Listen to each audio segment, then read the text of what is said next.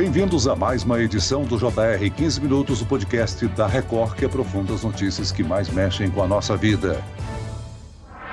O governo sancionou uma lei que permite o pagamento de pensão a filhos de pessoas com hanseníase, que foram submetidas compulsoriamente a isolamento ou internação até 1986. Por décadas, o preconceito e estigma da hanseníase, ou lepra, nome pelo qual a enfermidade era conhecida no passado, separaram famílias. Diversas crianças cresceram afastadas de seus pais. Hoje, infelizmente, a doença tem tratamento e é combatida de forma mais humana. Mas o que causa a hanseníase? Ela pode afetar qualquer pessoa? Como funciona o diagnóstico e o tratamento? Quais são os caminhos para vencer a desinformação e conscientizar sobre a doença? O JR 15 Minutos de hoje esclarece essas e outras dúvidas com o médico dermatologista e membro da Sociedade Brasileira de Dermatologia, Egon Daxbacher. Seja bem-vindo, doutor. Muito obrigado. Olá a todos. E quem nos acompanha nessa entrevista é a repórter do Jornal da Record, Cleisla Garcia. Ô Cleisla, a separação entre pais portadores de hanseníase e filhos deixou marcas profundas em várias gerações de brasileiros, né?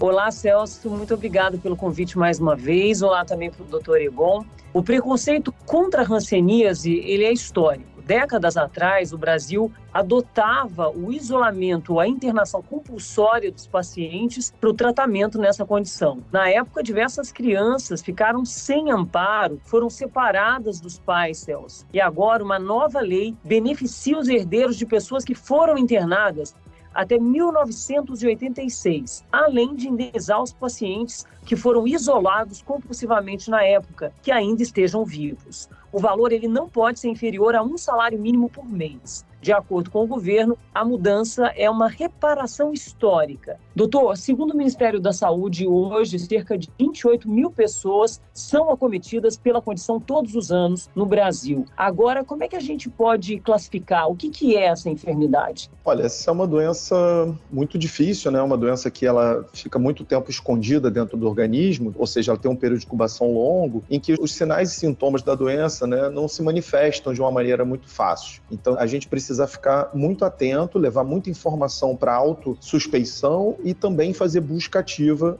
desses casos, né? O isolamento, como você bem falou, não foi eficaz, quer dizer, ele na verdade trouxe mais transtornos do que soluções, porque na verdade a doença precisava ser tratada, ser combatida e dando antibióticos interrompia a transmissão da doença, como interrompe até hoje, né? E com isso a gente quebra essa cadeia de transmissão. Então, essa doença ela precisa ser diagnosticada, tratada oportunamente para evitar incapacidades, mas a gente tem que também conseguir chegar até esses pacientes que já estão, digamos assim, doentes, né? Doutor Egon, o Brasil ainda é o segundo país do mundo com mais casos de hanseníase, só fica atrás da Índia. É uma realidade pouco divulgada? Acredito que sim. Eu acho que a própria população ela não tem uma noção da dimensão dessa doença, né? É uma doença que tem números que são inferiores à tuberculose, mas são números tão grandes quanto a tuberculose. E a tuberculose todo mundo ouve falar. Então a gente precisa, na verdade, falar mais dela. Talvez haja um desconhecimento com relação a como ela é, apesar dela ser uma doença antiga, né? Mas eu acho que as pessoas têm uma ideia de que a doença ela não está no meio de nós, né? Ela não está acontecendo. E esse distanciamento do conhecimento acho que dificulta o reconhecimento mesmo. Doutor, desde 2009 o Brasil estabelece o último domingo do mês de janeiro como Dia Nacional de Combate à Prevenção da Hanseníase. A data é o momento de reforçar a atenção aos sintomas e informar sobre os tratamentos disponíveis. Quais são os sinais e sintomas mais frequentes? Perfeito, né? Além desse dia que historicamente foi colocado, a gente sempre ressalta que a gente tem que falar de hanseníase o ano todo, combater a doença o ano todo, né? E para isso também tem o Janeiro Roxo, que ampliou mais ainda essa visibilidade com relação à doença. Então, a gente tem que pensar que é uma doença que ela afeta pele e nervos, né? Então, a manifestação da doença vão ser com lesões de pele,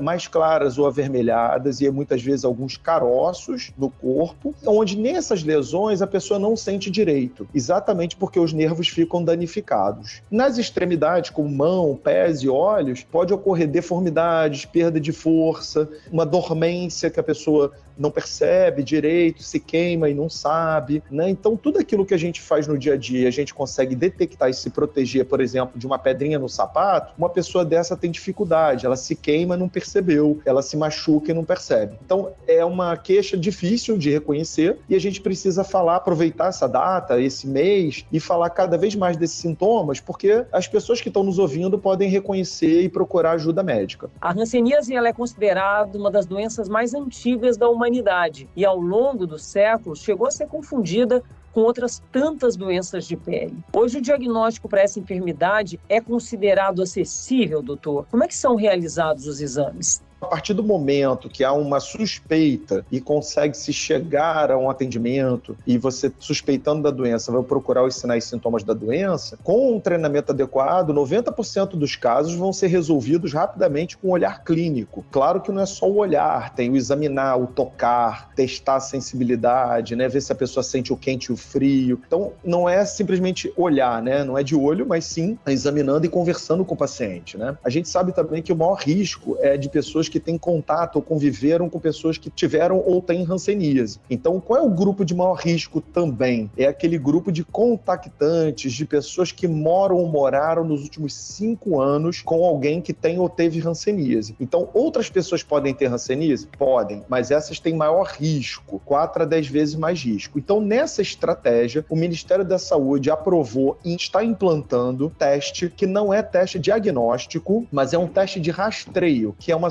sorologia, um teste rápido, onde com uma gotinha de sangue a gente detecta se a pessoa tem uma alta suspeição maior ainda para a doença. E com isso a gente consegue ver quem tem mais risco. Doutor, a doença ela tem cura ou só tem tratamento? E quando a pessoa não descobre muito cedo, quais são as piores consequências? Perfeito. É uma doença que ela tem cura, portanto o tratamento consegue erradicar a bactéria do organismo, 3 antibióticos que podem ser dados para uma forma mais leve por 6 meses e uma forma mais avançada por 12 meses, tá? 1 ano. Então, esse tratamento ele está disponível no SUS, pode ser feito próximo da casa do paciente, portador da doença, e ao final desse 1 ano, 6 meses a 1 ano, a pessoa é considerada curada da infecção, ou seja, ela eliminou a bactéria. Mas a sua pergunta é muito importante nessa segunda etapa, ou seja, se eu fiz um diagnóstico atrasado, um diagnóstico tardio, eu posso curar a infecção, mas eu posso permanecer com sequelas ou com problemas e complicações. E aí eu vou precisar de mais recursos. Eu vou precisar de palmilha, posso precisar de cirurgia de reparação de algum defeito. Então essas incapacidades que a gente chama, que podem ser, por exemplo, uma garra, um pé caído, uma perda de força, vão precisar de mais cuidados. E aí não é um antibiótico que vai resolver isso. É mais ou menos como comparar com um paciente diabético que eu controlo a glicemia, a glicose dele, mas ele ficou tanto tempo descontrolado que ele já tem complicações do diabetes. A hanseníase tem cura? Antigamente os pacientes ficavam em ambientes isolados e tinham seus itens de uso pessoal separados, mas hoje é de conhecimento público que essas medidas são desnecessárias. Sendo assim, como é que funciona o tratamento, doutor? Exatamente. Antigamente, talvez pela falta de tratamento eficaz, antibióticos, né,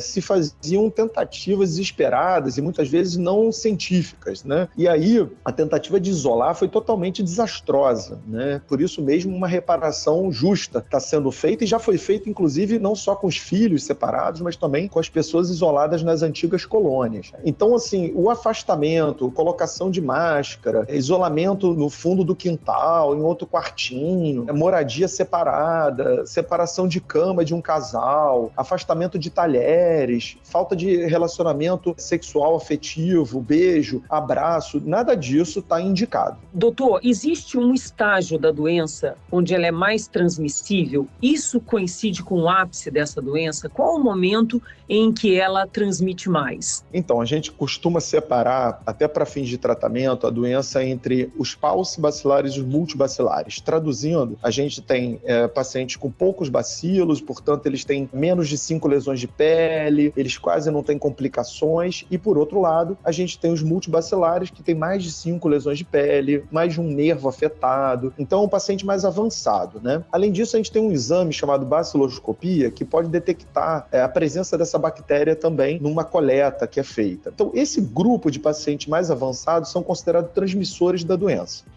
Mas o que tem de bom aí no tratamento dessa doença? Até 15 dias depois de iniciado o tratamento, o paciente já não transmite mais. Então, a gente consegue interromper a transmissão uma vez que começou o tratamento. Mas, obviamente, ele tem que terminar o tratamento, senão ele pode voltar a ser um transmissor futuramente porque ele não está curado. Agora, e para trás? Bom, para trás ele já conviveu com outras pessoas. Então, outras pessoas podem estar doentes próximas dele. Então, a recomendação do Ministério da Saúde é que as pessoas que convivem ou conviveram têm que ser examinados e feitos aquela sorologia que a gente mencionou anteriormente. Doutor, são mais de 28 mil pessoas adoecendo por causa de hanseníase a cada ano no Brasil. Dessas, quase 3 mil são crianças. A doença pode ser mais perigosa neste grupo? Olha, o que significa as crianças para a gente em termos epidemiológicos, em termos de análise, né, dos dados? É que essa criança foi submetida a uma transmissão recente e mais próxima, ou seja, ela teve contato muito precoce com a bactéria, né? Em geral, uns pais, cuidadores, avós, né? Então, quanto mais tempo sem diagnóstico, seja criança ou não, maior é o risco de complicações, né? Então, isso tem muito mais a ver com o tempo de doença, independente de em que momento adoeceu, ou a dificuldade de diagnosticar naquela faixa etária, naquela idade. Então, se a criança oferece uma dificuldade maior para a gente fazer o diagnóstico, porque ela é difícil de interagir, ela não responde tão bem as perguntas quanto um adulto, isso pode realmente trazer mais complicações e mais sequelas. Mas, por outro lado, veja bem, as crianças elas frequentam mais médico do que os idosos, por exemplo. Então, muitas vezes a gente não vê tantas sequelas nas crianças, a gente vê em pessoas mais idosas, porque essas pessoas idosas estão indo menos ao médico por questão de locomoção, vários outros fatores. Doutor, o que define a gravidade da doença vai ser mesmo o tratamento e o diagnóstico precoce, ou como outras doenças, ela também se apresenta numa versão mais leve e em outras mais severas? A doença ela tem uma relação muito grande com a imunidade do indivíduo. Então, um indivíduo, ele tem uma capacidade na população normal, na população habitual, sem estar doente, que eu quero dizer, 95% mais ou menos, de 90% a 95% se defende naturalmente, geneticamente dessa doença, ou seja, ela já nasce com uma defesa preparada. Só que 5 a 10% não tem uma defesa apropriada. Ou seja, é mais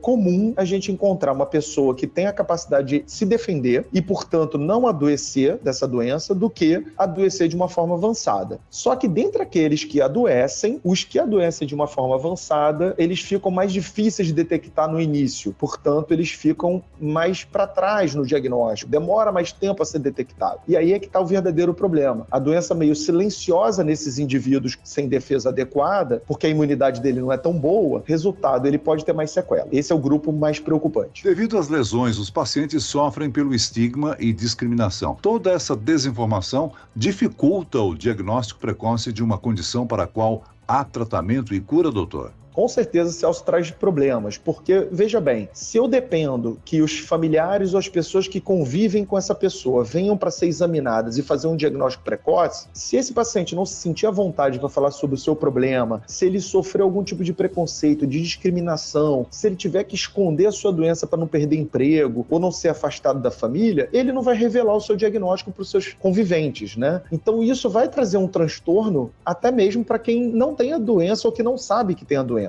Né? Então, se a gente não falar abertamente dessa doença, a gente não se sentir à vontade de espalhar a comunicação sobre essa doença, isso pode fazer com que as pessoas nem vão atrás do diagnóstico. Então, verdadeiros parceiros da doença, não só os meios de comunicação, mas as entidades religiosas, os representantes das diversas igrejas e cultos que nós temos, né? Todo mundo tem que falar de hanseníase. Felizmente, as coisas evoluem, né? E a gente tem até que pedir desculpas antecipadamente para usar o termo, que foi um termo amplamente usado, o termo lepra e os seus adjetivos, que hoje são proibidos no Brasil devido a essa relação com o preconceito social. Acabar com essa ignorância em termos da doença, ainda, doutor, nos dias de hoje, é uma barreira para as autoridades? Sim, a gente tem que ampliar o acesso à saúde, né? Além da comunicação, obviamente, quer dizer, o governo, o ministério, as diversas entidades, as sociedades médicas, todo mundo, os profissionais de saúde, a gente tem que ampliar a chegada da informação e também oferecer acesso ao diagnóstico, né? A questão da mudança do nome, ela traz também um pouco de desconhecimento. Então, quando a palavra é empregada de maneira histórica ou para trazer conhecimento, ela não está revestida de preconceito, né? Ele está querendo realmente informar as pessoas, porque muitas vezes eles não sabem nem que hanseníase era chamada antigamente de lepra. A questão toda é o tom pejorativo que a doença assumiu, né? Onde qualquer tipo de defeito, qualquer coisa que trouxesse um pouco de distanciamento entre as pessoas, porque tinham medo, porque não sabiam o que era, as pessoas botavam o nome de lepra. Então isso trouxe esse problema. Muito bem, nós chegamos ao fim desta edição do 15 Minutos. Eu quero aqui agradecer a participação e os esclarecimentos do médico dermatologista e membro da Sociedade Brasileira de Dermatologia, Egon Daxbacher. Obrigado, doutor. Muito obrigado, Celso, Cleisla, tudo de bom para vocês. E agradeço também a presença da repórter do Jornal da Record, Cleisla Garcia. Obrigado, Cleisla. Eu que te agradeço, Celso, mais uma vez, e também ao doutor por essas informações tão importantes para nós. Esse podcast contou com a produção de David Bezerra e dos estagiários Lucas Brito, Fernando Russo e Kátia Brazão. Sonoplastia de Marcos Vinícius, coordenação de conteúdo Edivaldo Nunes e Deni Almeida, direção editorial Tiago Contreira, vice-presidente de jornalismo Antônio Guerreiro. Você pode acompanhar o JR 15 Minutos no portal r7.com, nas redes sociais do Jornal da Record e nas principais plataformas de streaming. Eu, Celso Freitas, te aguardo no próximo episódio. Até amanhã.